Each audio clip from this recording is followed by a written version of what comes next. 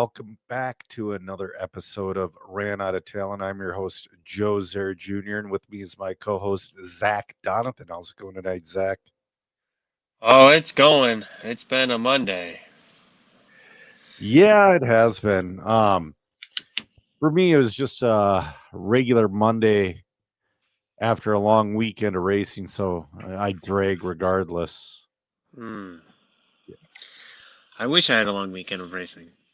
Yeah, I mean, dude, I mean, you I mean, it was phenomenal. We'll do a recap of that in a bit. My wife also got my dog a comical giant pack of smokes I've been laughing at the whole night. Is it the same size as the dog? Just about, Hmm. just about. I should have probably pulled up a picture of it, but it's on Oh, my Facebook page. Huh? speaking of, I didn't send you. Well, I think I did, but it's okay. I'll send the link anyway. I don't know. Anyways, so tonight we have a brand new sponsor. And I Mm-hmm. I think you're gonna like this one. So this one is from Crash and Bash Hobbies. This ad is for their King of the Carpet Race 2026. The address to the track is 4601 6th Street, Southwest, Suite B in Cedar Rapids, Iowa. You can go check out their Facebook page at Crash and Bash Hobbies. They're going to have a special guest announcer, Jimmy Keenan. He was announcing this weekend at Island. It was awesome. Food is provided by Karina Meeker. Also, less than 5 minutes away is a ton of fast food. The sponsors currently, more to come, are T Works, A Main Hobbies, and Savox Servos. Um, Bring your table. Pit spots are limited. RC sign up will be available for the 1st of March. Now, the way this King of the Carpet works is you get 5 points for a win in mod 2-wheel, 17.5 2-wheel expert, 13.5 expert 4-wheel, and 13.5 stadium. You get 3 points for a win in 17.5 Indy, 21.5 Indy, 13.5 Indy 4-wheel drive, and modified short course truck. There's an exhibition class of 40 plus 2-wheel drive, no points awarded. And there will only be one King of the Carpet overall. All classes get top 3 awards, including novice, sportsman slash, and 40 plus 2-wheel modified. Now, if you run an expert or modified class, you cannot run independent and vice versa. So basically, the person with all the points at the end of it, you know, becomes the king of the carpet. Nice. I like to see different formats. They're cool. I do too. I do too. Bravo. I might try to make this one. The You could throw it in all the indie classes and get 15 no, points. I couldn't. But the dates of the King of the Carpet are Friday, March 27th. Practice will be from 7 a.m. to 9 p.m. And then racing will be March 28th. Practice is 7 a.m. to 9 a.m. Racing starts at 10. There'll be 2 rounds of qualifying, 5-minute lower mains, and 6-minute A mains. So it's super cool format. I think if I go, I gotta run the top 4 classes. Hmm. I would run my 2-wheel drive buggy in both stock and modified just to try to get an extra win. Do you get points for second and third place? I don't believe so. Just first place? I think so. Man, that's hard. That is I think hard. I think if they did points like 3 points for second and like 2 points for He third. Doug just actually Doug sent me a PM, and the way he made it sound like best 3 finishes. So your best 3 finishes combined. So let's say one guy has a 1, 4, and a 5, and another guy has a 2, 2, and a 2. I think the 2, 2, and a 2 would win. Yeah, I'm You would, not sure. you would think. But regardless, I want to go and try and be king of the carpet. Now, Jacob Sweisberger, who's checking in, I don't know if he'll be there, but I'll tell you what, man, Jacob's getting nationally fast. We'll talk about that in a moment. So, should we get into the island race that was last weekend? Sure, let's do it. So, went to Island Speedway. I've been there a billion times. I'm going in thinking, even though it's new carpet, I'm like, oh, this is old hat. I'll put my vehicles down. I'm gonna be at pace. It'll be fine. No. I was texting my wife halfway through Friday practice day, like, I am so discouraged. I've never struggled this hard. And it's not a bad thing. It was just so different, you know. Yeah, I know. I'm like, I almost want to just come home, but I don't want to quit. It was one of those things. Yeah, Jason checking in, ridiculous grip. I've never Dollar Hobbies and the toy box are high grip, and they feel like low grip in comparison. I was running different rear tires on both vehicles, or on all three vehicles, I should say. Some people were running the fuzz bites, but I tried them. I didn't like them. Jacob is saying more grip than the Cleveland Carpet Champs, and which is nuts. But so if I would have known, I should have gone Thursday morning for open all day practice to get my stuff dialed in. Because again, I was going there with a brand new car. I just broke in that B7.1 the week prior. And that's extra tough. That it's a great car, but guess what? Wholesale changes after every practice run. Shocks, diffs. With the help of Kyle Holmberg, I got He it. did good this weekend. Yeah, he did. I mean, Kyle was right there helping us out, doing what a good team manager does, and he was kicking ass himself. I would almost call. I would say it's like a mini Roar Nationals if you look at the A mains. You know what I mean? You were missing a couple of a mini Roar, like I would say half of a Roar National A mains were in the expert A's. Wouldn't you? I mean, if you look, but again, though, I call it like a good regional race. Yeah, definitely that. But again, a lot of the fast guys now are coming from the Midwest. They really are. Kind of, yeah. You have like Southern Michigan has a big pocket. Yes, like that area. You have Minnesota. Yep. You have a big, like most of Minnesota is huge right now for off road. Which is crazy to me, which is awesome, but I never thought I'd see it. Right. I think that's where Nate and Tom are, right? Or no, Nate and Tom are Iowa. Iowa. Oh, I'm sorry. Yeah, you have well, Minnesota and Iowa. The and then Fullers out of Iowa. Right. Yeah, you got Fullers out of Iowa, Sutherland out of Iowa, and you got Renderneck out of Iowa. I mean, those are ridiculous names. And Van Dalen wasn't there. Like, we got fast names all over Minnesota, like Van Dalen. You got Kyle Holmberg. Clayton Luca is wicked fast in oval. And then now you have all these fast Wisconsin guys with Lemieux.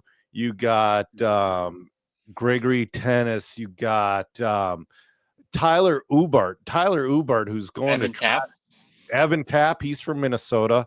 Drew Dokken, who wasn't at the race, but he's fast as shit. He's from Minnesota. Jacob Um, Weisberger, apparently. Jacob Sweisberger. He goes between Iowa and South Dakota, I believe. Okay. Yeah, yeah, yeah. Jeremy Dre, he's saying Hobby Haven and Blue Groove in Des Moines made a lot of those fast kids, and yeah, he's damn right. Um, yeah, Jason Mayer saying he ran the AKA rivets, and they were awesome for him all weekend. So It's great. yeah, and he was running 40 plus mod as well with us. So I'll go through my weekend here. So I start out on your regular Fuzzbite pin swag combo, which was wrong. Well, rear tires, and the rear tires were the most important. Some people like the fuzz bites. They were very inconsistent on that carpet. How do you Which mean the rear tires are the most important?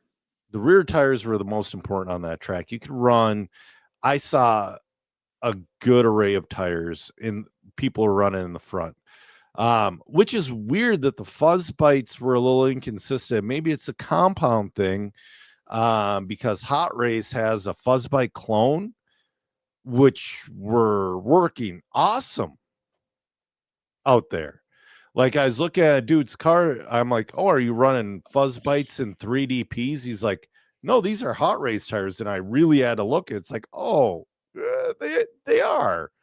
You They know? look really similar to the J Concept tires. I saw them down in Florida. Yep, the compounds everything. It really That's is. true. That's true. So with the J Concept tires, I went Nessie's in the rear of the my two buggies, my two wheel and my four wheel, and I cut out the outside row. It's a bigger pin tire with a large gap in between each pin. It's almost more of an AstroTurf tire, to be honest with you. And I went with pin down, same kind of style. It's just a little bit tighter pin grouping, a little bit lower. Just a single pin, same thing, cut out the outside row. And my cars really came around when I switched over to the Nessies. Uh, Jason was talking about tire wear. I really looked at my tires, my fronts in particular, and there was no real significant wear on them. And I ran all day Friday and all day Saturday on the same fronts. Yeah, That's cameraman. great.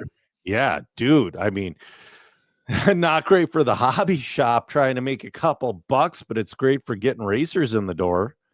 I mean, I think if you can go and do, I mean, that's a little, I feel that's a little excessive, but if you could do like 2 sets a class, Yeah. Well, Tom Rinderneck gets 14 to 15 runs on a set of tires on his two-wheel drive modified buggy before they fall off. and he And that's has, I would say, Tom maybe the most Rinderneck. power. Yeah. He has the most power and he knows how to use it the most. He's a phenomenal. I've never seen anybody with that much power and not fly off the track. I was I was calling I did call the last two-wheel drive modified A main because I was jumping in and out of the mod booth. And the way he hit that wall ride, because they have that long wall ride at the end of the straightaway, it's kind of one of their signatures.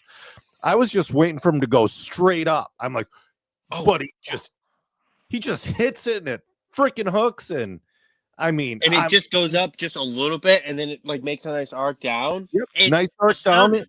Yeah, and he apexes the next corner perfectly. Tom's a phenomenal driver, and he showed it this weekend. He did a really good job. Oh, he crushed. But he's also put in the most time on that carpet, I would say, at least out of the pros. That's true. That's true. So, but yeah, myself, I tripped over my own D in two-wheel drive. Yeah. That B7.1 is not there yet, but it's head and shoulders above the standard B7. Oh, that's good. That's good. So Yes. you just need to find the window for you? Yes, but it's definitely like first weekend on the car, and it's already better than the B7 that I had 18 months with, or 22. That's really good. It is really good. And I say it's not there yet. It's some of it's tunability, and some of it maybe the rest will come with the 7.2 in another 20 months. But dude, I had an A main car. I didn't make it in qualifying. I was leading the B main by a mile, and I crashed twice. You cannot crash with any of those groups of racers. From Does your 21.5 last name start with an S? No, No. Oh, no. Why? I just seemed like that was the story for some other drivers that Oh, weekend. from Nate. Well, I'll talk to you about Nate in a second. But from 21.5 independent all the way up to your pro four-wheel drive modified, you just can't make a mistake in that group. Because Jamie and Tom Napper and T-Mac and all those guys that run it, they made a racer's layout. It was challenging, but there's a lot of places for passing, a lot of places to make up time. The layout itself was not very hard. It was fun and it was challenging, but there wasn't anything stupid. There was no obstacle course parts. It was a racetrack. That's nice. I like those style tracks where you like it's easy to go around, but it's hard to go fast. Right. And I kept going consistently faster. Like I didn't get down to, I'm bummed. Like I'm usually like a half second off of Jamie, my fast lap to his fast lap. I was more like 8/10, but he was running a full on mod in his car, and I was just one motor up from stock in my cars. I mean, that makes a little bit of a difference. It does, but like if you can control a mod car, it's faster than a stock car. But if you're not used to controlling it, then like just a little bit more power is a nice bonus. But you know, Yep, definitely. It was, but again, though, so two-wheel 40 plus mod, I missed the A. Four-wheel 40 plus mod, I qualify fifth in the A. I ended up seventh because I'm old and I got tired. I was up in race 30, which was at like 10 o'clock at night, and I was just too tired to race. I wasn't going to go home. I wasn't going to quit. I tried, and it's just so there's a section when you're looking at the track from the driver's stand on the right-hand side, there was a chicane and a wall ride. And when I'm freshly awake, I just flowed through there. And then by the last main, I'm thinking about it, and it was clunky and shitty, and just I wasn't there. So yeah, Chris is saying I got it in truck. I took second in truck. Which, yeah, Jacob's right. That small wall ride was make or break. And if you screwed up the first corner in that section, you were screwing up the next corner, which would screw up the wall ride. So, you know, yeah. Joe, Huh. in 8 years, I'll put together a two-wheel drive buggy and we'll both race 40 plus together. Dude, I loved it though. You know what? Even though I went up just one motor, that little bit of extra power was fun. And then Yeah. maybe in two-wheel drive next time I'll put a 10.5 in the car. You know, and just kind of Did you take it out of Blinky or did you keep it in Blinky? I tried a little bit of boost and I almost flew off the freaking track.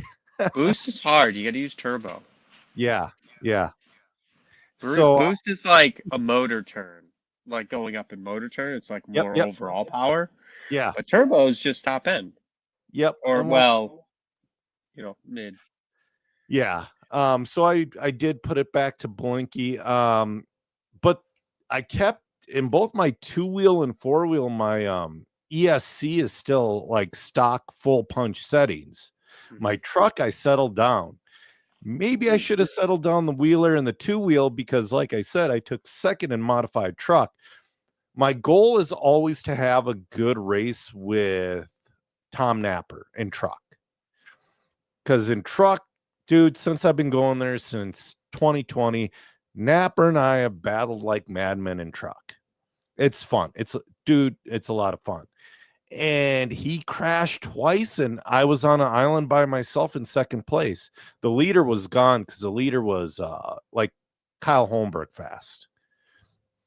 I should actually look up his name because I mean the guy was fast. 13.5 struck? No, modified truck. Mod truck. Let's see. Charlie Diekman. Yep. Yeah, the dude was fast. But yeah, Diekman won that one. I took second.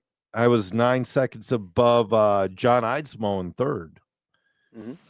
But you know, Napper out qualified me, and I just I put the pressure on. I never touched him, and he made an uncharacteristic mistake early, and I just kept on rolling.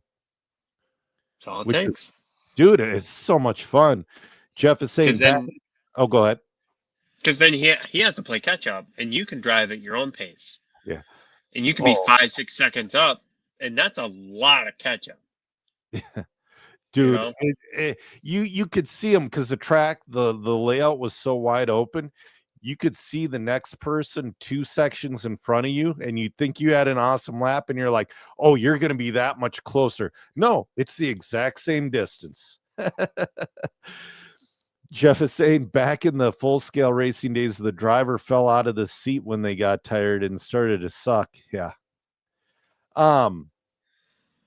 Yeah. Oh, Charlie Diekman's out of Wisconsin, KC is saying.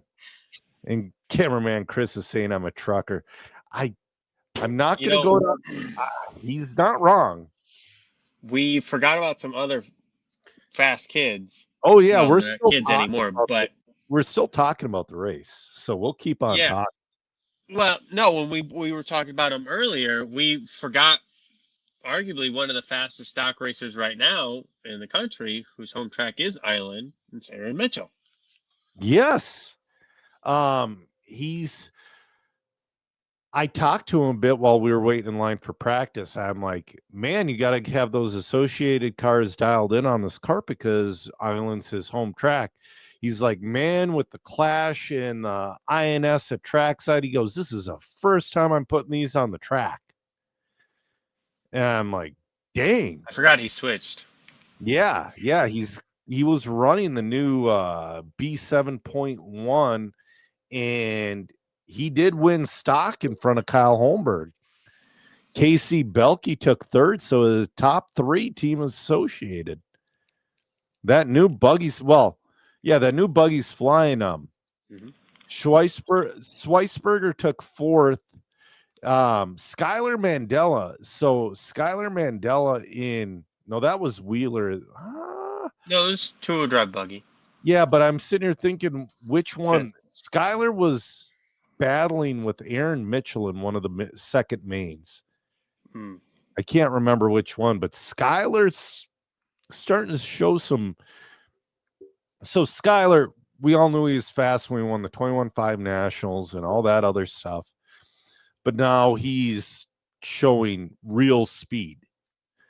And yeah, he got a couple really good spots here. He got two 3s.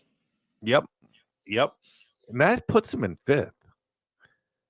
So in 13.5 Expert, Holmberg wins that one, followed by Aaron Mitchell, then Connor Barrows, Evan Tapp in the 4.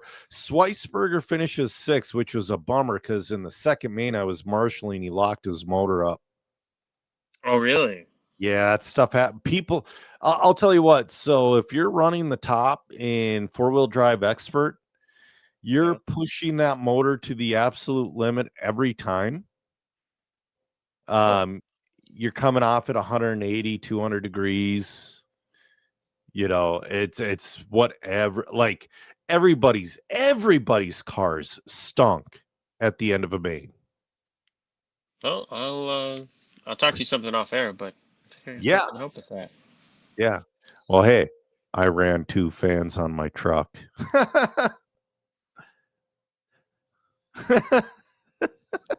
I had to, dude. I'm not burning up a freaking motor. If you run mod, they don't get that hot. I ran a 13.5 with boost because the truck was the only thing I didn't motor up in. 13.5 Stadium. Now there was a little bit of controversy in that main. Kyle Holmberg. Well, Kyle was checking up for somebody was stuffed. I saw it in the corner of my eye because I was marshaling that one. Mm-hmm. So because they ran mod truck and then they ran 13.5 truck, and Connor and Kyle got together and Jimmy Keenan called Connor to pull over, and then Connor protested, and Connor and Kyle went back and looked at the footage, which was another reason it's awesome to have Mod Live Media there. That's like, I've been working with Mod for like almost 2 years, pretty close to 2 years. And that's like the third or fourth time that's happened where they go back to the video. Mm-hmm. And so what happened? So what happened was it was not the correct call. And well, It was a racing incident. It was, yeah, more of a racing incident, and Kyle conceded the win to Connor. Okay. So well, that's nice. Yeah. I mean, it sucks to not win, but it's good that they could be professional about it. Yeah. Yeah, and they were, and obviously it's got to be a gut punch to, well, it had to be a gut punch to Connor when he was told, and then as a gut punch to Kyle after, I'm sure. Because truck, I know it's just a third throwdown class for those fast guys, but still, man, A, they're really fun to drive, and B, winning is winning no matter what. Mm-hmm. So, yeah, and then the fast guys, we had, I want to say Caden Fuller took second in two-wheel mod. Yeah, Caden did better than Mason. Well, to be fair, Mason was on his tail, and Caden just wasn't giving him any room, which awesome run from Caden, yes. Yeah. I mean, Rinderdeck was gone in both classes. Yeah, I was surprised they did that well, honestly. I know they're really great drivers, but to just like throw down some cars and be like on pace. Yep. They had a couple of runs on those cars prior. Okay, but still, I mean, it's not the same. Yeah, it's not the same. Those are 8-scale guys. Yeah, but they're 8-scale guys now. They did start out as 10-scale guys. Well, and they're both on S-Works, right? Yep. Did they have the new S-Works buggy? I believe so. Okay, well, hey, that's really good then. Yes. I mean, yeah, Nate Sutherland had a tough time. He ended up finishing 7th in two-wheel. Four-wheel, I don't know. I know his stuff kept coming unsoldered in four-wheel. He didn't finish in four-wheel.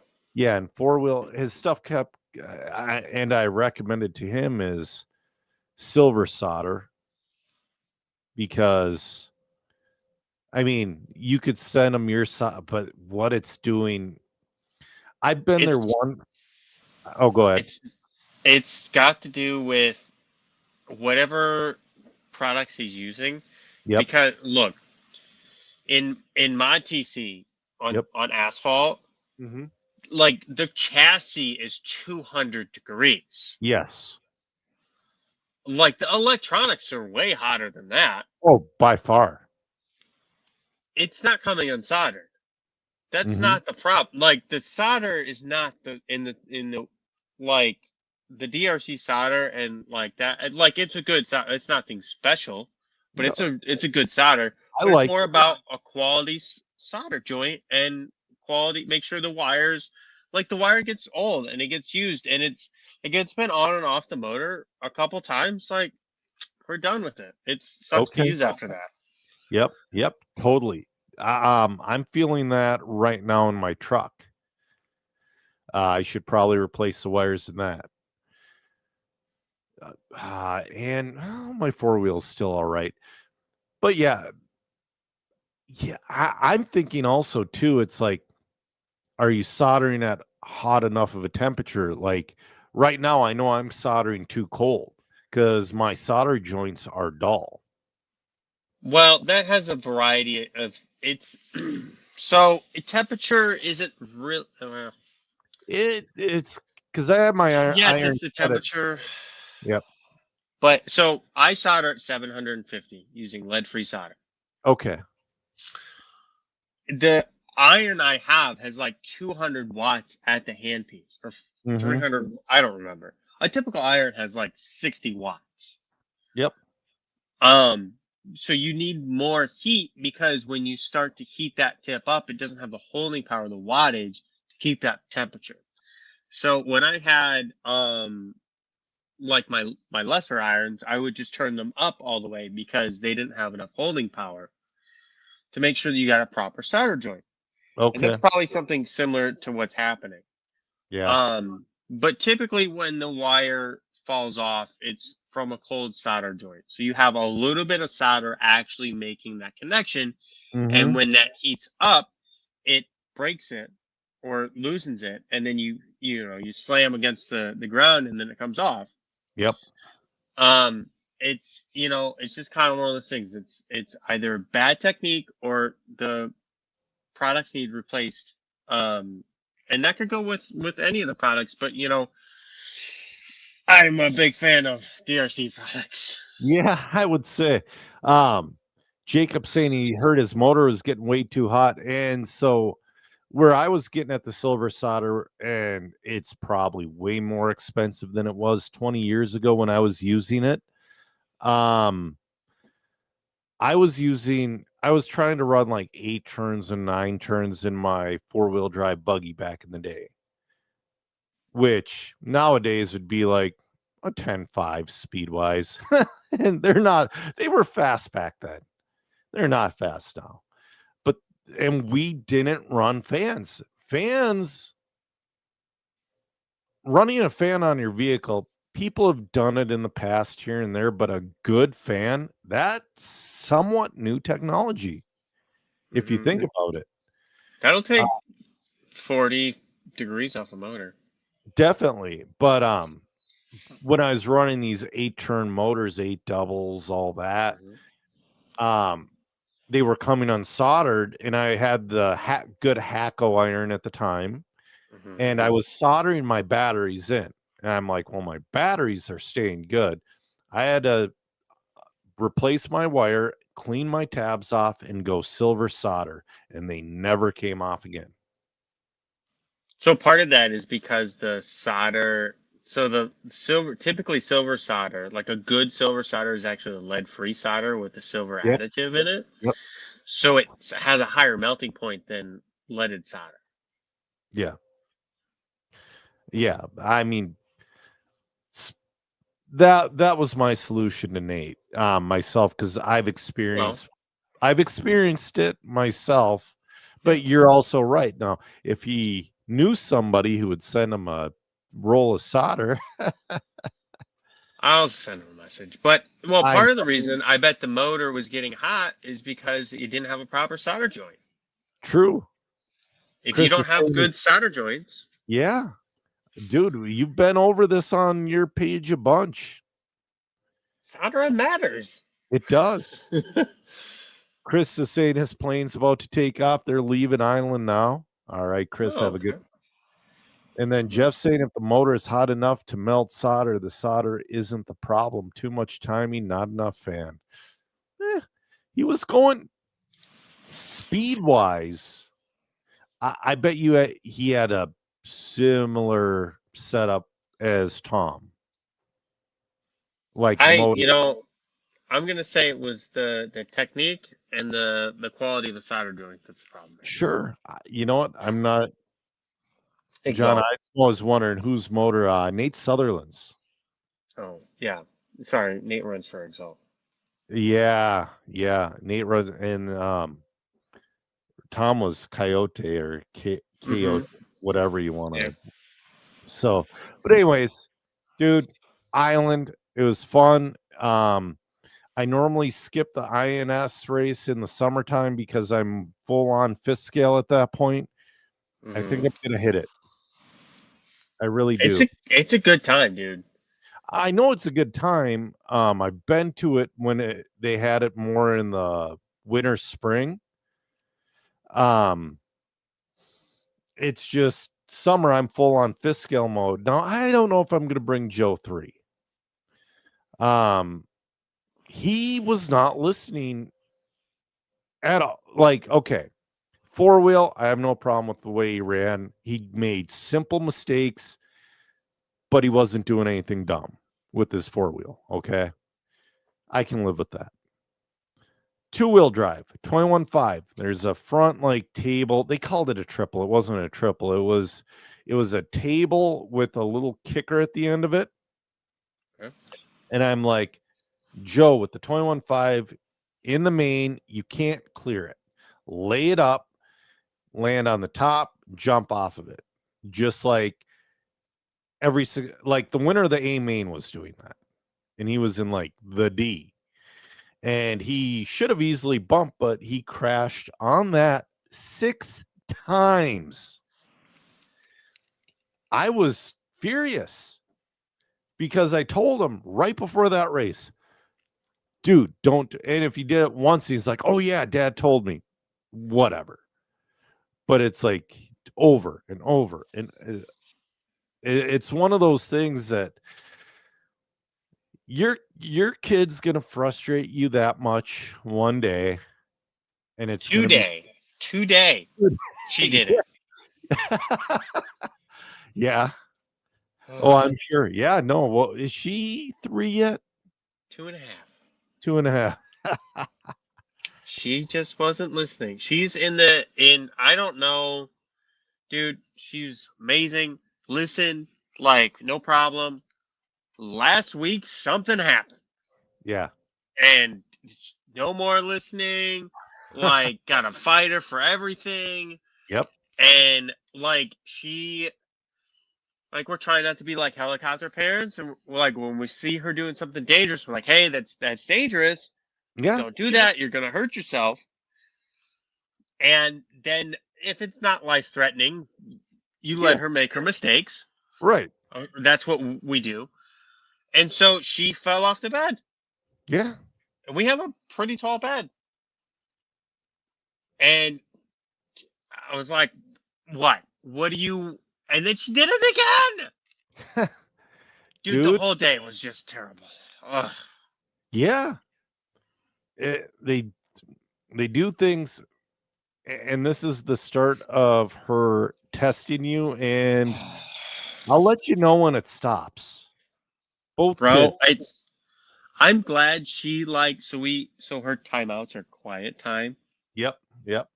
And so she'll be, doing something, and it's just I've had it up to here, and I'm like, I need a minute.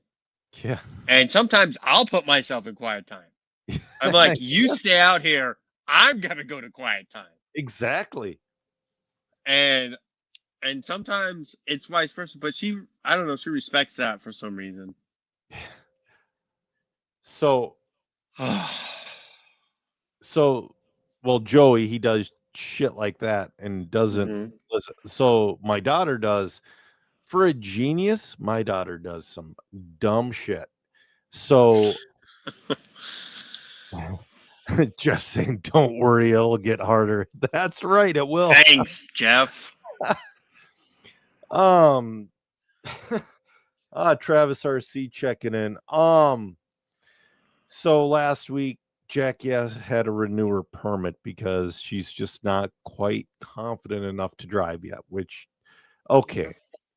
Don't run a bus load of nuns off the road. I'm fine. Whatever.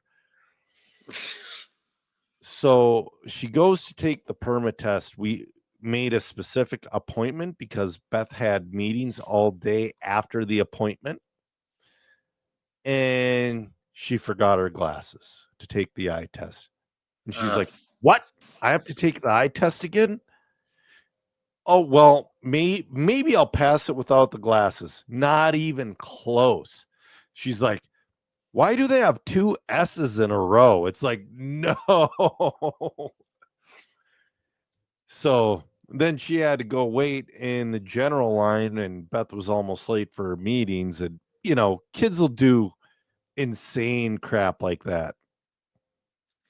See, I didn't have glasses when I got my license.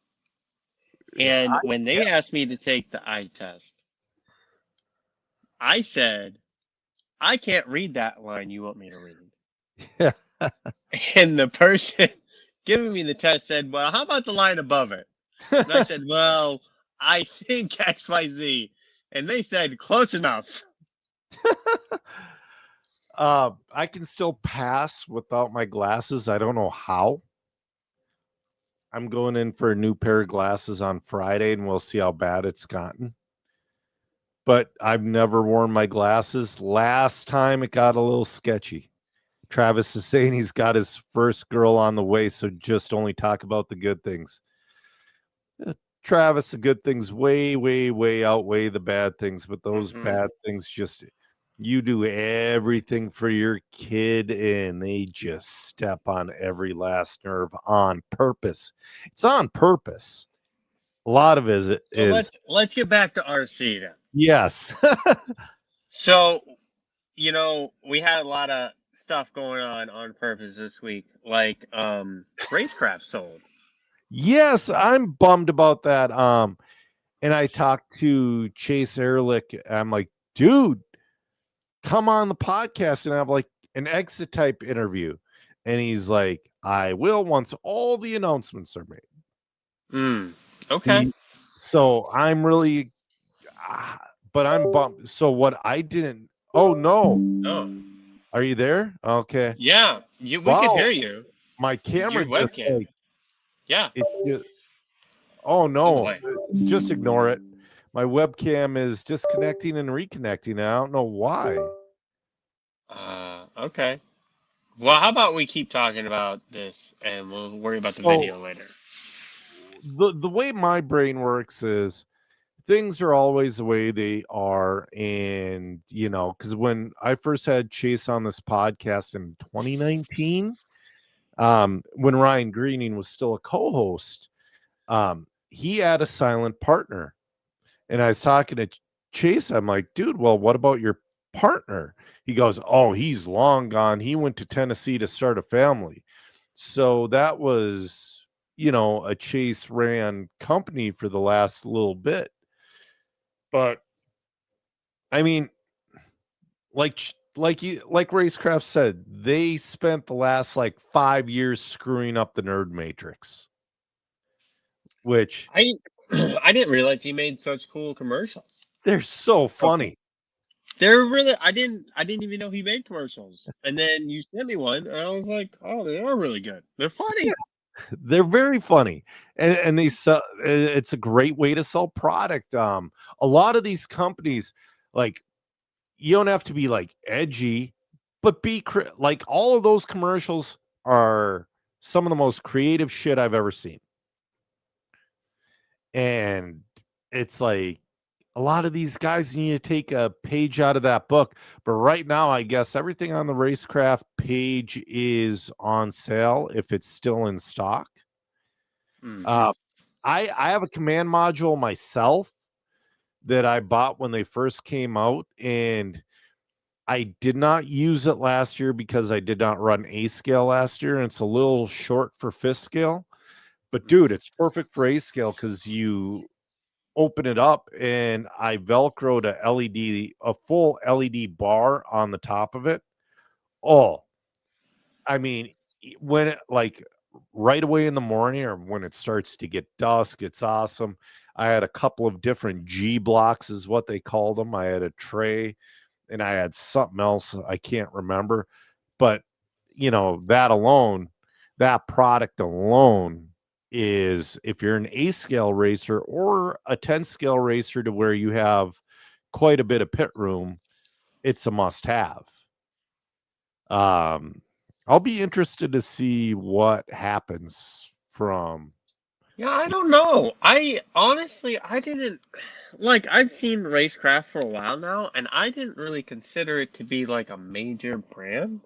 And like, what I mean is somebody who makes substantial sales. Yes. Yes. And I was wrong, and he did really good. And I've seen him advertise here and there, and I'm like, well, it's kind of easy to advertise when it's just fun money. Like, you don't have to support your family. You spend most of it back into the industry, which is great. I think we need more of that. But I didn't realize. He said he did. He commented this, so it's unless he removed it, but he said he did over 100 since its inception, which is crazy. It is. Now, overhead, he probably cleared 50 grand, maybe more. Oh, yeah. Well, it's most of his stuff was 3D printed. That's true. I mean, dude, that's definitely, I mean, he's successful at, he does something in construction. So, but I mean, that's a extra nice chunk. Yeah, that's a great. If you can, let's say it's 25 a year. Yeah. That's a nice boost for just click, Dude. boxing it up, shipping it out. Yeah. Believe me, I'd like an extra 50 grand or 25. I'd like an extra anything a year. That's why I Well, do imagine side all of gigs. your racing expenses are covered for the year. You go do whatever you want, buy whatever you want. Doesn't matter. Yeah, I mean, I love working for Mod, but all of the money I make from Mod goes back into my RC program. There's nothing wrong with that. No, because it's so hard to take the general funds. I mean, I do, but it's so hard to take the general funds and put it back into RC. I Like, don't. General funds? You mean the RC funds? yeah. Put it into real life? Well, a lot of your stuff could be considered tax deductible if you have a clever, you don't even have to have a clever accountant. It's just advertising. When you're at the track, you're working. Mm-hmm. Yeah, and that's the thing too. It's well, like this weekend, I had an extra $200 expense that I wasn't expecting. What happened? Tires. Hmm. I had to Oh, pay buying full. new. Yeah. Yeah, I had to pay full retail, which dude, I'm happy to do it, but I wasn't expecting to do it. You know, Right. I'm always happy, and when I'm there, dude, Island's so hard not to spend all your money, especially. I mean, they had so much stuff I know. that I couldn't even get on the Team Associated page for like B7.1 parts. I'm like, oh, they got this, they got that. It's like, come on. Well, So, do you want to talk about some other stuff that happened on purpose this week? oh, you mean foraging UN documents? Right, that part. Yeah. I have a fun theory about this. Would you like to hear my fun theory? So first, let's because not everybody is Right. up with it. Like we're on we're on Facebook way too much and we see way too much. You Like, are. My phone blows up when stuff you happens. usually send me links as I'm reading them. Well, somebody's got to. Yes. So Speed Zone got busted forging UN documents, which I didn't know that was part of Roar Yeah, Legal. I learned a lot about this. So Hmm? I talked to Clayton about this particular topic. And he kind of educated me a little bit about it. So when you have it's pretty much for insurance purposes. So to grant a manufacturer or an affiliate Yep. insurance status, they have to have certain safety regulations. Okay.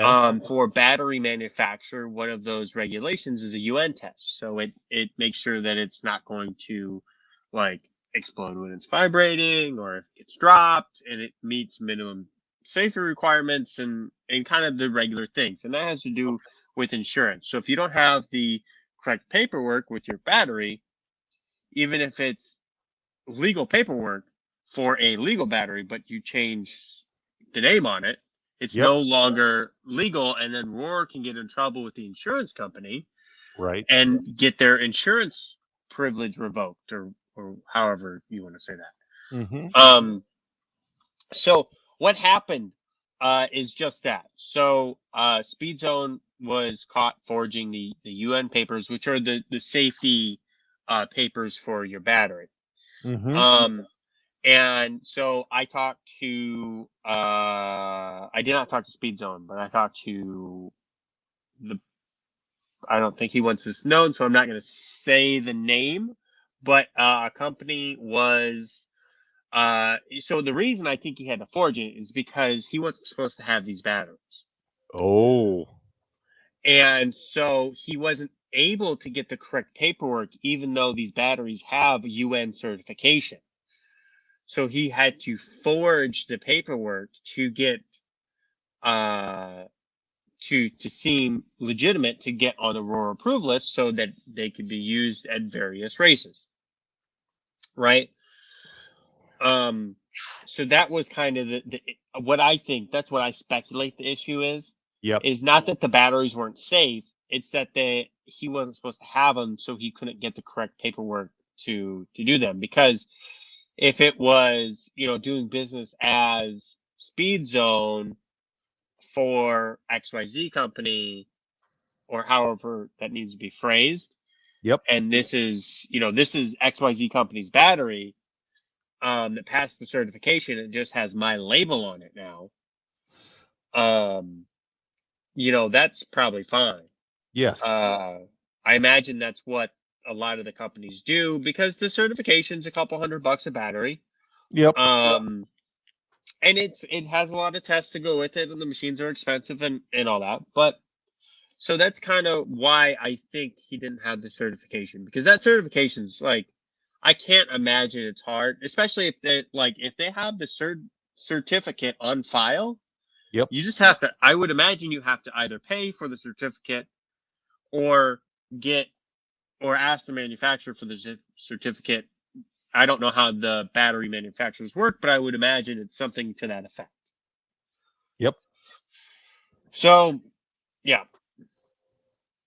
Hmm. So a lot of people don't know Speed Zone, but they were a smaller kind of, well, they're a distributor, they're not a manufacturer, but yeah. So the Speed Zone distributes motors, batteries, I think maybe servos and ESCs. They were caught in the past with some software in their ESCs that wasn't legal because it had boost in it. That's part of the Mm. reason the whole um, softening thing wasn't allowed in Blinky anymore. They were part of that. Justin Lyon says it's because he didn't do enough sales of said items to support paying for the fees to get his batteries properly. If Well, you're in approved paperwork, so we'd rather forge an old document and use somebody's current good product with his stickers on it for his sponsored drivers, because that's not enough demand for the particular product to support paying for all the legal documentation. well, if you don't have enough support for it, maybe you need to reevaluate what you're doing. You need to do this legit. I mean, he's been busted, and then Speed Zone saying that they're gonna like look into legal action. So, You yeah. forged a UN document. If Well, that is apparently, true, the end. it's not that he's denying that. Yeah. It's that he is saying it was biased towards Speed Zone. So is he saying that there's more people doing the same thing? Apparently, I don't know what his argument would be. But as far as I know, and I talked to Clayton about the process for which products get approved, and part of the process for all batteries, and I would have to talk to, I forget his name, the guy who does all the approvals, the battery approvals. I can see his face. He's I out at can't. like Maryland or something. He's a touring car racer. Anyway, Yep. he part of the process is to check the UN paperwork. So you you write the factory, you email the factory and say, hey, does Speed Zone have their batteries made here? We're looking at this particular one. And then they would say, yes, they do, or however that would look. But yeah, so Billy Spence is his name. Gotcha. Yep. But Billy, so anyway, I mean, there's only a couple things that's required for battery approval now, and it's mostly, that kind of thing. So let's see what Justin said here. By the way, the small technical problem was not being searched out. It just happened to be exposed while trying to fill a small issue with the submittal. Just saying. So A pretty much forged document is Mhm. not a small problem. A forged document is a forged document. Well, it depends on your. Yeah, I hear what you're saying, but either way, it's not right. So yeah, so that's what's going on the Speed Zone, and it kind of sucks because nobody wants to see like strife in the No. or struggle in RC, but realistically, like you have Coyote coming in hot, you Yep. got Exalt now, and R1 Hobbywing making big pushes, like there's a lot of stuff going on to a lot of companies pushing kind of these smaller companies out of the way. For a while there in like the 15, like 2015 to 2025 to last year, everybody and their brother had batteries and speedos and servos. Yes. Yeah, no, and that's the thing too. And Justin was saying it was found when they were trying to figure out another small problem, but that's another thing. This should be looked into with all the companies, saying, "Hey, this issue is found with Speed Zone. Are we going to find it with R1? Are we going to find it with SMC? Are we going to find it with ProTech? Are we going to find it with Reedy?" They need to look at their approval list and go one by one now. Just to be fair, Well, it should have already been done, but it yeah. should have been. It should have been. But this wasn't looked into initially, I'm not sure what or was not. We don't know what was looked into or not. But apparently there was a problem. Contact the manufacturer of the battery about this problem. Oh, we don't manufacture that battery. Well, that's a problem. Yeah, definitely. So, So, but anyways, what else are we going to talk about tonight, Joe? we're going to talk about some t-shirts. They're up for sale on your webpage. They do. They look like this. Yes. So this between $19.99 and $22.99, you got from medium to 4XL. Mm-hmm.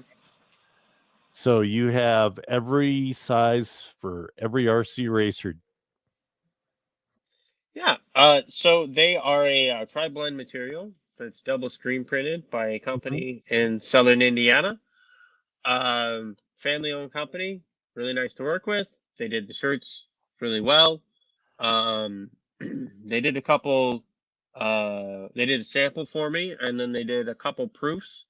Yep. Prior to the production run to make sure everything went good.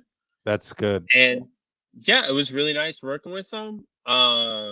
Pretty quick turnaround time. I got like 100 shirts in 2 weeks. That's nice. I forget who was doing. So Corey Hins set up a shop for Ran Out of Talent on his. He had a T-shirt and mug deal, and just out of the kindness of his own heart, he set up, Minnesota tracks. Put their logos on shirts. Ran Out of Talent, his paintwork stuff, but and it was a well-known t-shirt company that they printed them one by one as you order, and it's like a $20 shirt I'd get like $4, which is cool. But the thing is, because they were pumping them out and the quality wasn't that great, they just weren't like the screen printing fell apart. They didn't last on the hoodies whatsoever. I felt so bad for everybody that bought a Ran Out of Talent hoodie. They washed it twice and the whole logo was gone. You know what I mean? Yeah. So you don't have these problems. So Yeah. this has been washed 4 times now. Super soft in it. Well, so the hoodies will be available soonish. I'm working on website stuff this week. Yep. But the t-shirts are up right now. The hoodies will be pre-order, and then I'll have a couple sizes in stock, like a couple larges, a couple extra large, a couple medium, or a couple 2X. They're super expensive. So, Yeah.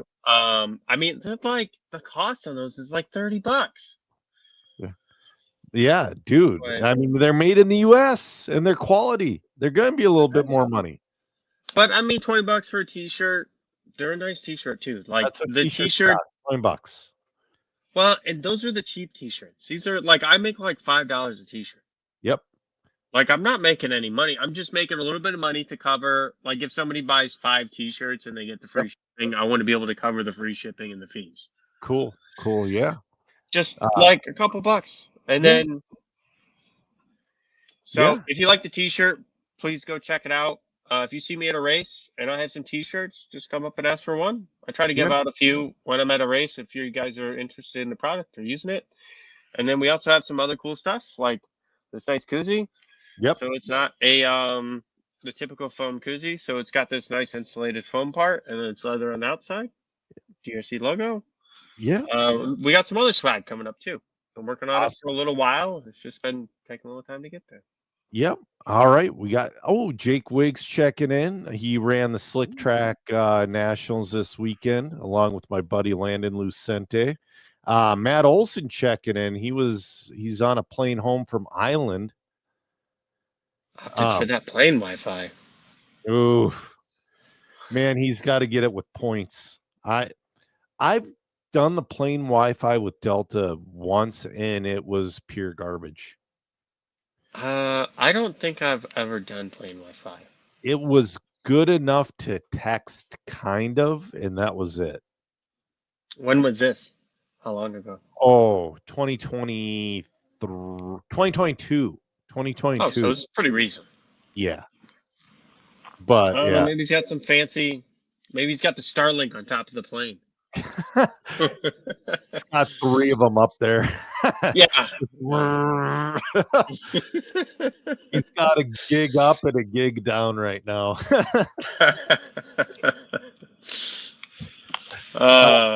So the 2026 Vintage Off-Road Nationals, like I said, they were announced. Signups are open.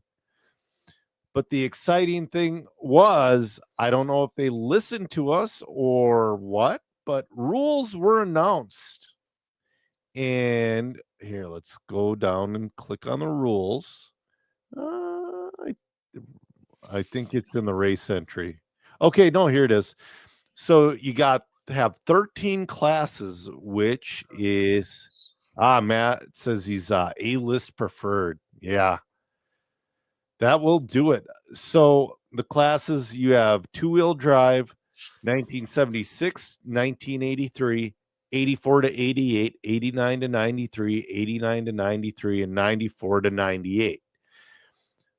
So all of those, you have one stock 2-wheel drive class, and that's 89 to 93.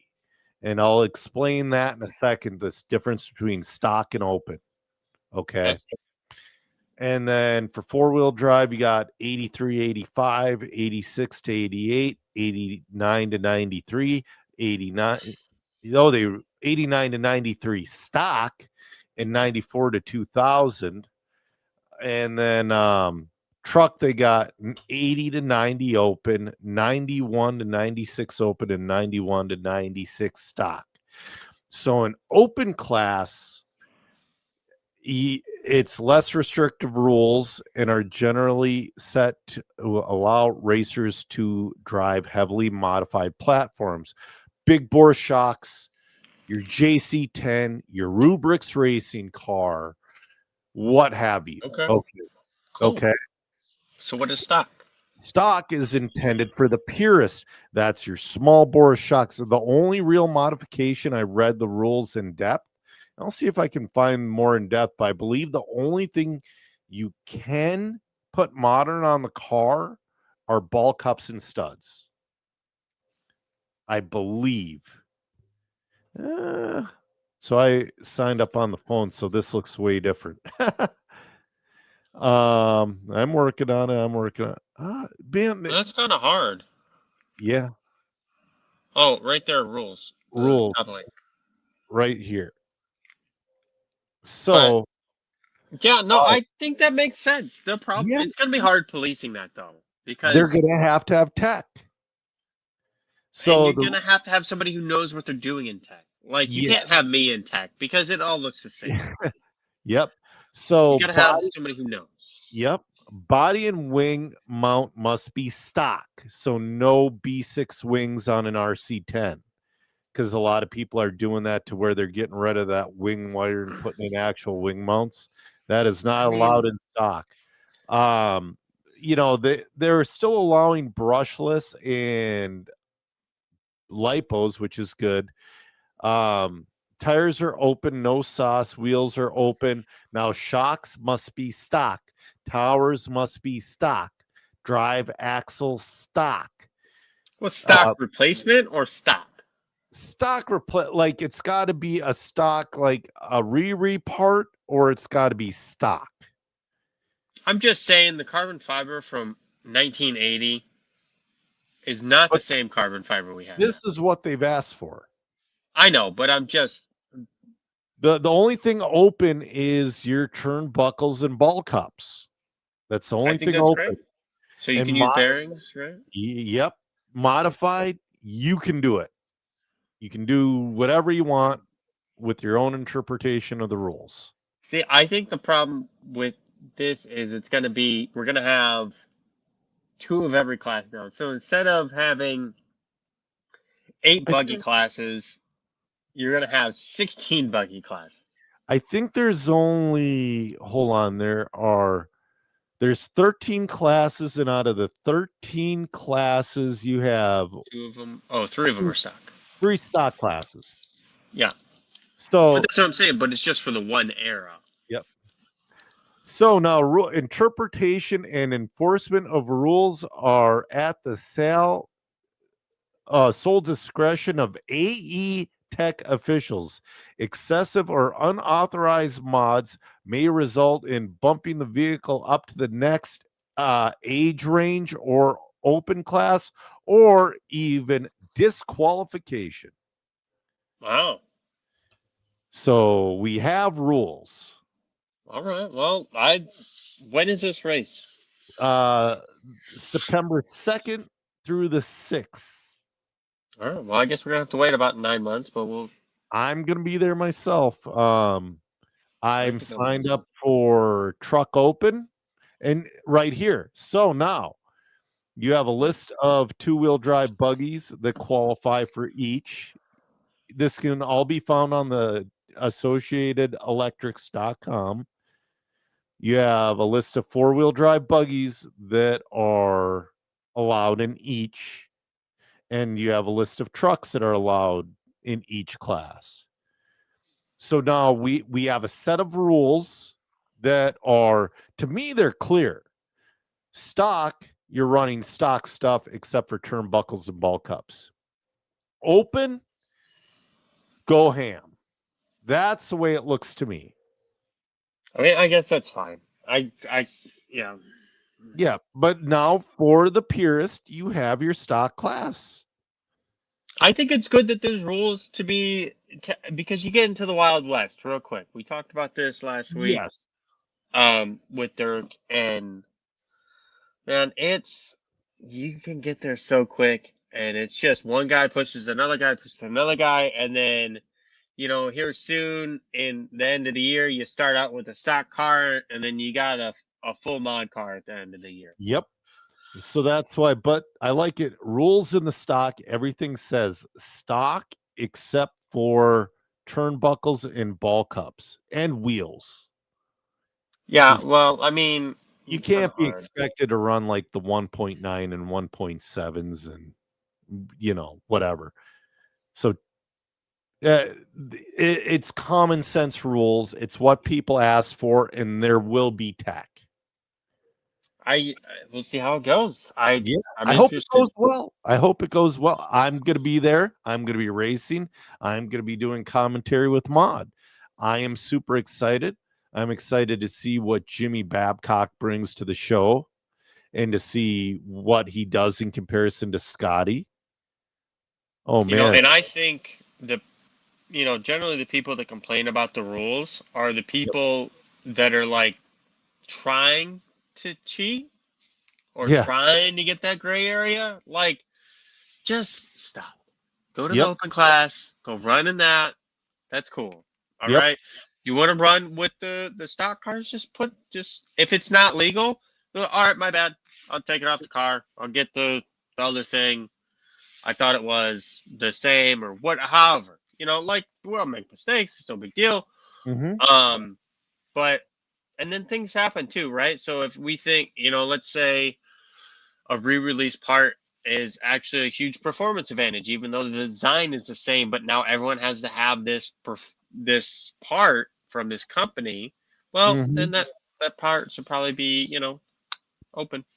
Yeah. And that's what they're going to have to look at when it's time. I'm sure there'll be more explanation because I don't have.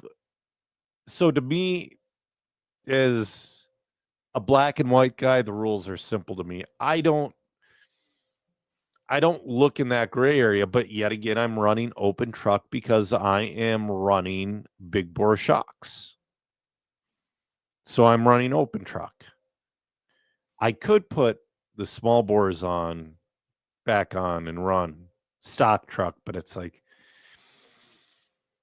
I'm signed up for open, but then the body and the mount, I don't have a stock T2 body.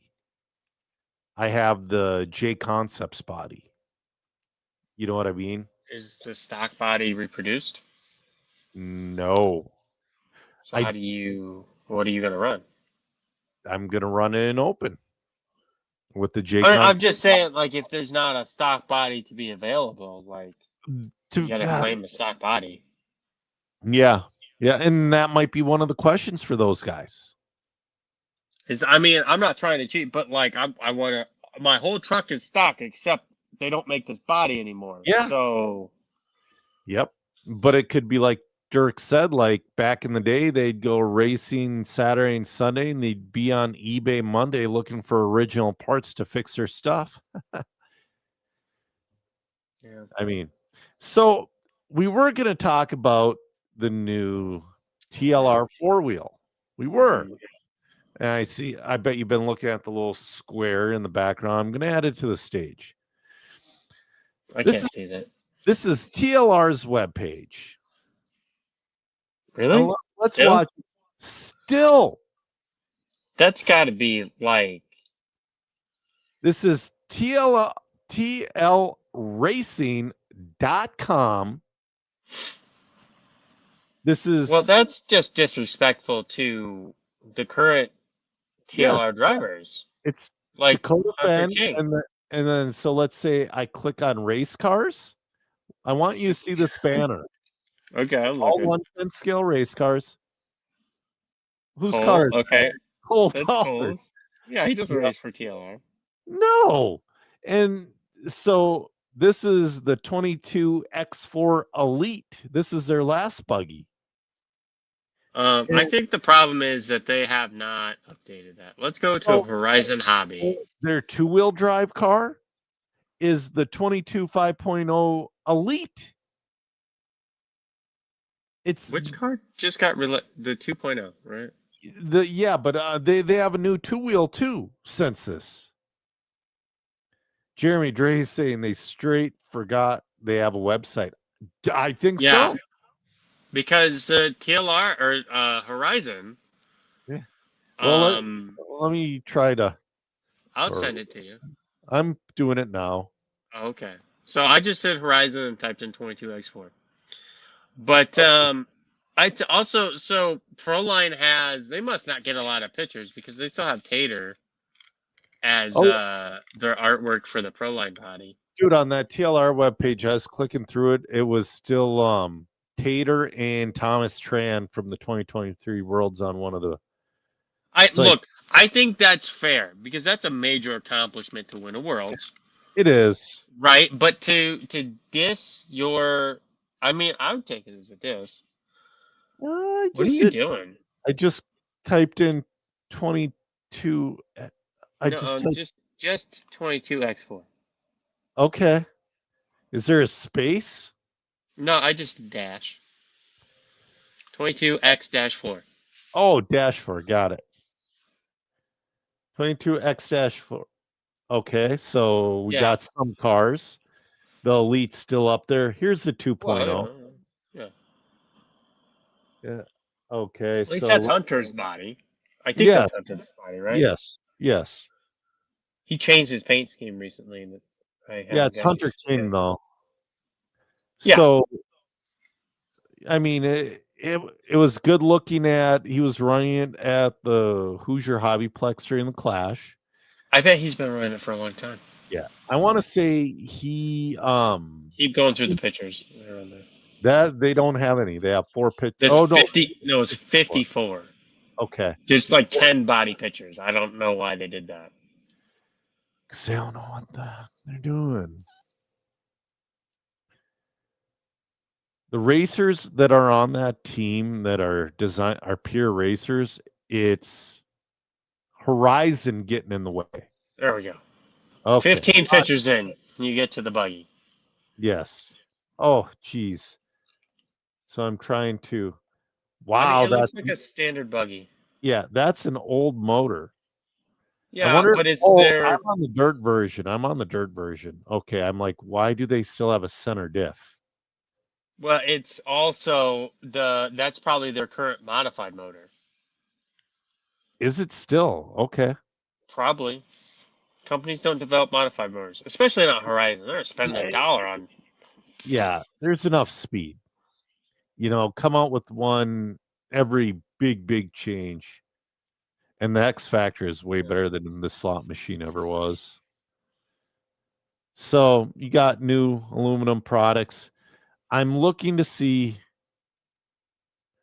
Trevor Daly saying, yeah, I forget they actually make race buggies. Never see them in the wild. Dude, the new 2-wheel and the new 4-wheel. So it looks like they got a new diff case and a new. I hate this sway bar mount. This sway bar mount is on the Associated. And if I were to say anything bad about the Associated, it's this sway bar mount. Because you know what? There's a sweet spot. You can either get the couplers too tight in and the whole sway bar binds, or it's not tight enough, or they come loose and it's just, yeah. Not I'm looking at my buggy. I got mine. Yep. I'm comparing. Because I was looking at it, I was like, I don't even know. So the motor position changed. Yeah, well, No. the thing about it is the first 22X4 was still pretty freaking good, except it had weak A-arms and diff cases. It really did. I didn't have a problem. Well, I had a problem with the front diff case, but yeah. I mean, honestly, it's not that big of an improvement over what they had. Like, I'm looking at this, and I'm going back. I want to look at the carpet buggy. I really do. Because I want to see if they change from. Now, if they still have a center diff in this carpet buggy, they shit the bed. I have not looked at it hard. I've been waiting for this episode. 15 pictures in. Let's go. Oh, way more. Because hold on. That's 13. Here's 15. There's the front. Oh, there we go. They got a decoupler. So good. Good. They did something good. I mean, different brace. Yeah, but those shock caps probably work great, but they're ugly as it. Is that a ball? Ooh, that's weird. Did you It's look? probably fine. No, it's probably fine, but that's weird, isn't it? Is Yeah, that but I think it works good though is because this the bleeder screw or is that yeah. screwing? Okay. No, I think that's a bleeder screw. It looks too small compared to it's like a M2 Yeah. Yeah. versus M3. Okay. But I think that that's actually a nice solution. I understand it's not pretty, but you know what's less pretty? A shock protector. Yeah. No, you're right. You're right. Definitely. So I think that eliminates the need for a shock protector. I think that's Yep. great. Yep. Saves you a couple grams up way high. Definitely. And it looks better. Yes. So, I don't you want to know, watch the video. where's the They video? got a slot machine in that one, and a Ish. Hobbywing ESC. I thought it was a Trinity. Oh no, that is a Hobby Wing. Why do they got a Hobbywing? Because They got a Spectrum receiver. Oh God, they just threw shit in a car. Savox servo. That's Maybe a Savox. is it or is it no? It's a S64. No, that's a Oh, spec. is it? Yeah. Okay, I'm sorry. It looked like a Savox. But yeah, they have the Trinity fan, they have the Trinity motor, and a Hobbywing ESC. They didn't have any more ESCs laying around. I It guess doesn't even need to work. You don't have a case? no. Ah. Oh, dude, that is the way the shock's screwed on. Because look right here, the bleeder cap or the bleeder's right there. Okay, maybe it's still an M2 screw in the front, but Yep. okay. No, that's an right. elegant solution. It's a good design. You're not wrong. It's just different. And it looks like they beefed up the diff cases. The carpet chassis has a plus 3 millimeter chassis. We'll talk about chassis in a sec. Fritz is saying carpet nats are coming up the first weekend of March in Dallas Fort Worth at RCCA, and there are some Minnesota showing up. The Chris's track in Texas is very nice. He did a lot of work to that, and in that facility is a very nice Are facility. you going to that one? No, I got too much stuff to do. Lee Provchek is saying, watch a video. It explains everything. I would, except for when you watch videos when you're streaming on YouTube, you get the boot. And no, dude, this car is it looks like a significant improvement. Honestly, they did some of the small things right, but there's nothing like the 22X4 Elite is still a good car. Like, yep. It's like saying, when X-Ray comes out with a new car and it goes from the 25 to the 26, the 25 is still a good car. Right. It's just not as good. There's a couple small things they improved upon. And it ended up taking a lot of parts to do it, but, Dominic Passione's still beating the shit out of everybody with the B74.2.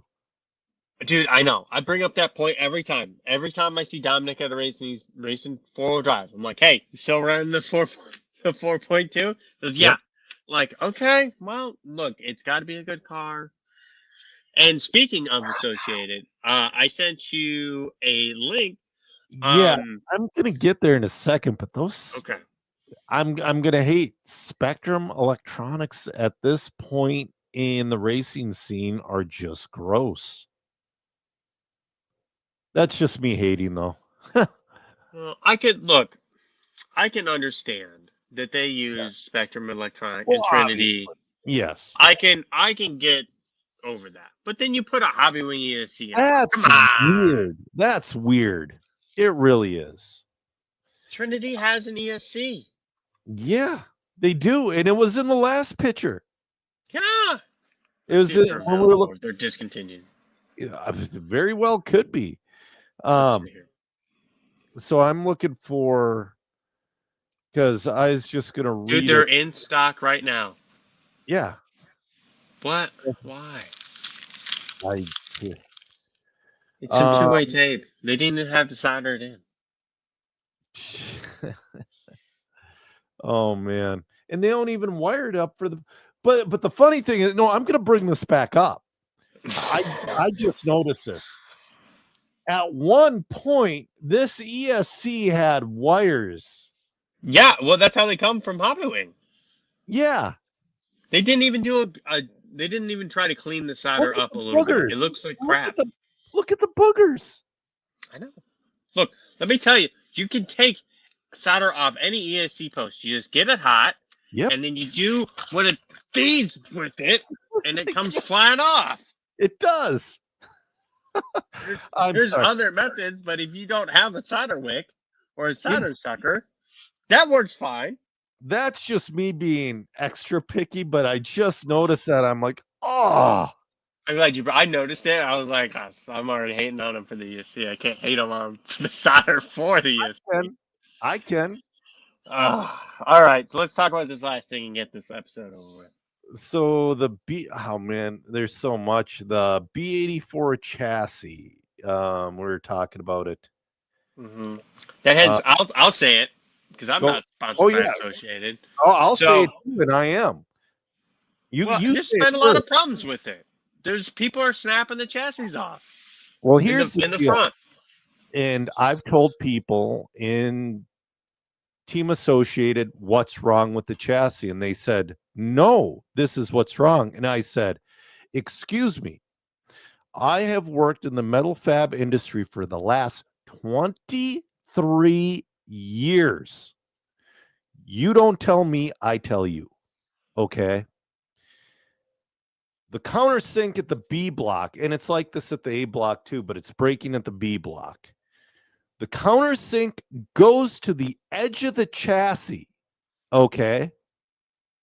All the way to the edge. If you're going to put a countersink in, you need at least the material thickness from the countersink to the edge. You need at least material thickness.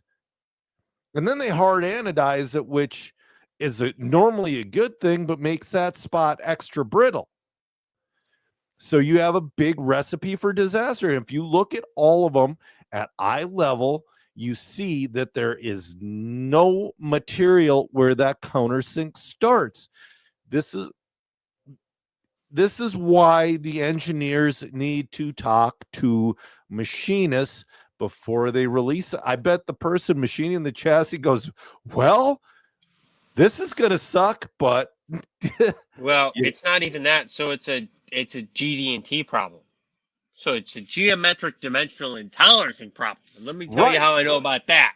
It's what my wife does. Yes.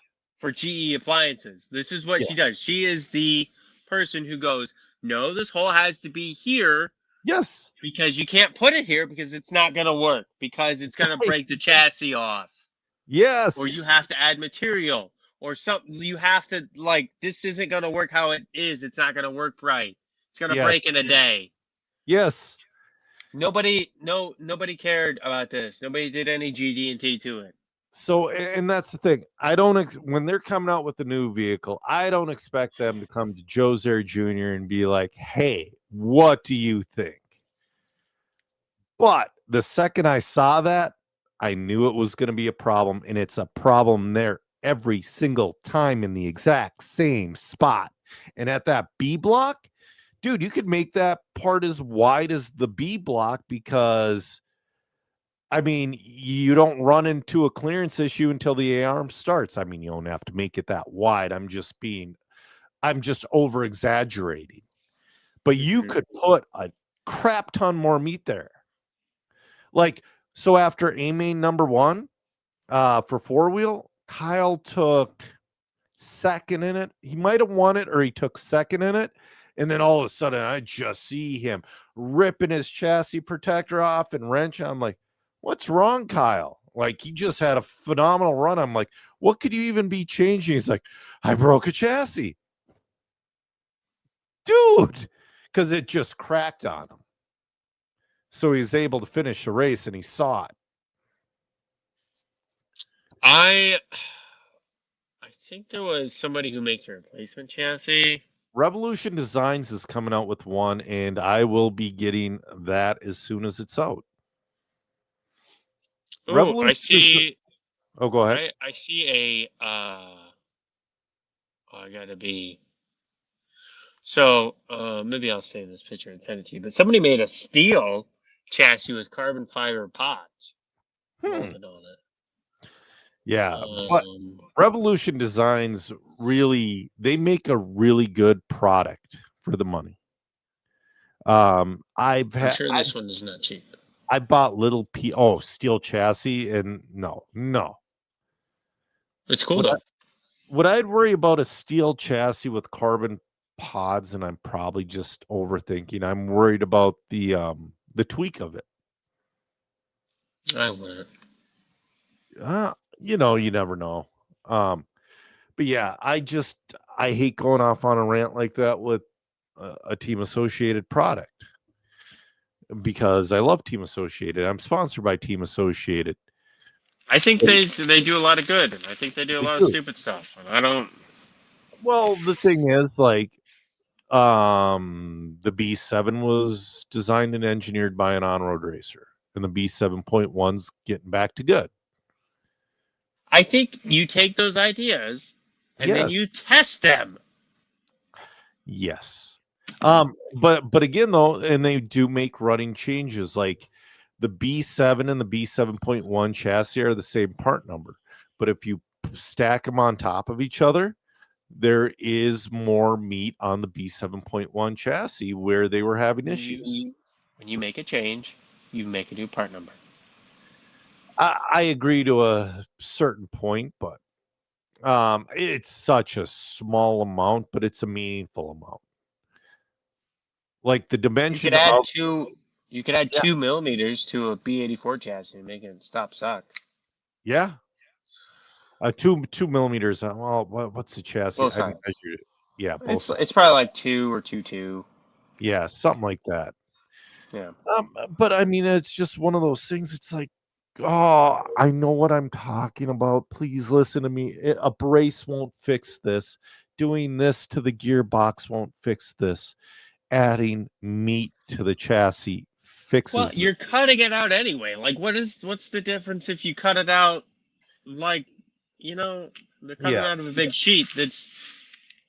But like, I don't understand. What's the weird part is and maybe because I don't know, it'd be a weight transfer issue. The A block, there's the same amount between the countersink, like the top of the countersink and the chassis. There's no material. It has to do with the leverage. I know it is leverage because I've broken A blocks, but my chassis is still straight. So yeah, like I've torn the pill out of an A block a couple of times.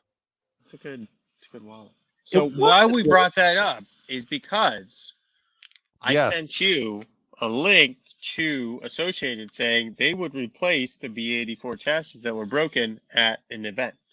Yes. I don't remember what event that was though. Dynamic Performance RC was the post. Yes. And it says, if you have a Team Associated B84 and snapped your chassis and have or need to put a replacement chassis, we have been in contact with AE and they will make it right with the free replacement chassis as they redesign a replacement. Please contact us. So I mean, and that's the thing too. And I'm told if I break a chassis, fill out an RMA and they'll send me a new one. It's like, yeah, I mean, cool that they're willing to do that. But I mean, is it now fixed? I got to have 2 chassis now. Well, that's the thing. I should have, because I have the Icebreaker Dollar Hobbies coming up here in a couple weeks. I don't know if they have any in stock. And they had a whole bunch at Island. I should have bought one or two. I bet they ship. Or maybe Dollar Hobbies. Island does not ship. They are anti-shipping. Which is, they want to keep it local. That's great. Let them do them. Yeah. I can't find. I was looking because they had spy shots up on their webpage, I think, but yeah, they do not right now. But when Revolution Design, we'll see who comes out with the proper chassis first, Revolution Designs or Team Associated. Revolution Designs is in the testing mode already. Yeah. There we go. See if I can find it on their Facebook page. Yeah. Oh, yeah. I suppose. Yeah, here, I'll send it to you. Yeah, I'll open up another browser here because I had the browsers closed because it's like, hey, we're. But yep, let me move this over. You tell me if that. Well, it's the top side, but they added material. Yeah, it's not even that much, but they added some. Yeah, it doesn't need to be that much. I mean, hold on, I got it up here. Now I gotta bring up StreamYard again. Man, and again, I should make my kids freaking produce a show. Doing it now. Here we go. Allow. There we go. Yeah, I still don't think they went wide enough there. I think that's actually okay. They went way wider on the A. What I don't like is that they like machined it out. Yeah. I think you could have left that. Yeah. I think that will add some strength. Oh, so that's the steel. So that's the steel chassis. So I saw this in a comment. Oh, okay. So that's a steel chassis in the middle. It's carbon on both sides, and then you use the regular side pods. Yep. I thought that was interesting. Yeah. No, hold on. Ugh. Hold on. I'm on my regular Facebook page. Sorry, guys. You might see some dumb. Click on the. There we go. Right there. I sent it to you. No. Oh, you just did. There we go. Yeah. Okay. You sent me some. So you see what they add here. So this is the front of their chassis now. And they added a little bit more extra here so you don't get binding in the A-arms. There's probably a reason they did that, but I mean, and they added some material. This is obviously the top of the chassis. Yes. I would like to see the bottom of the chassis where the countersink is, but apparently this is going to be anodized because it's aluminum. But the hard anodizing really makes a difference. Well, it does. Well, aluminum's soft. Even 7075 is soft. Yeah, very soft.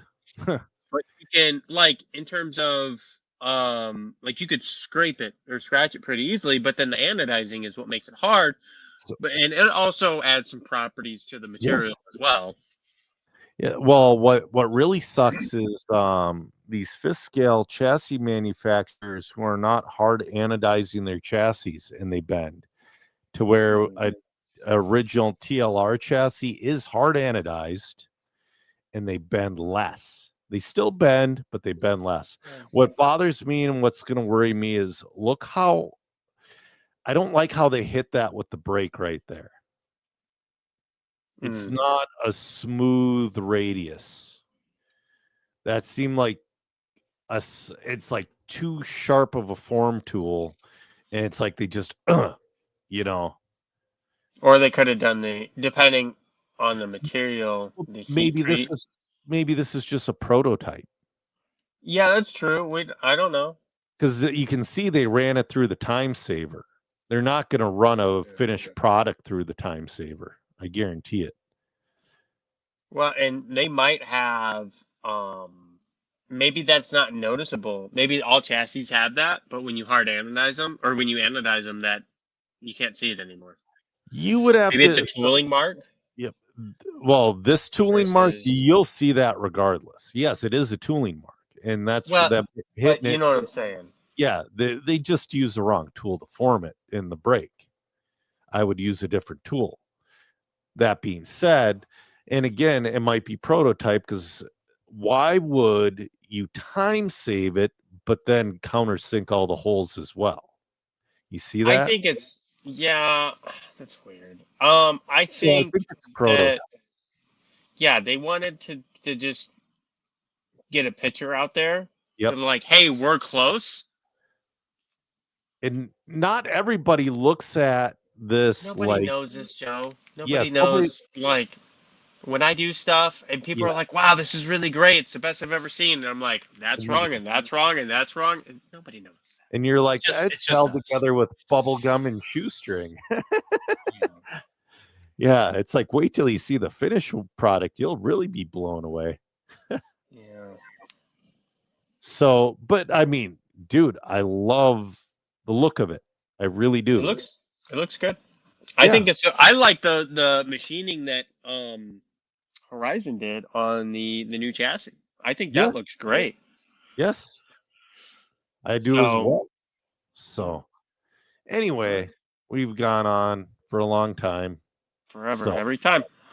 I So know. let's end it. I'm out of town. I have Yep. run out of town. So I'm Joe Zer Jr. and with me was Zach Donathan, my co-host, and we have ran out of talent. Have a good night, guys.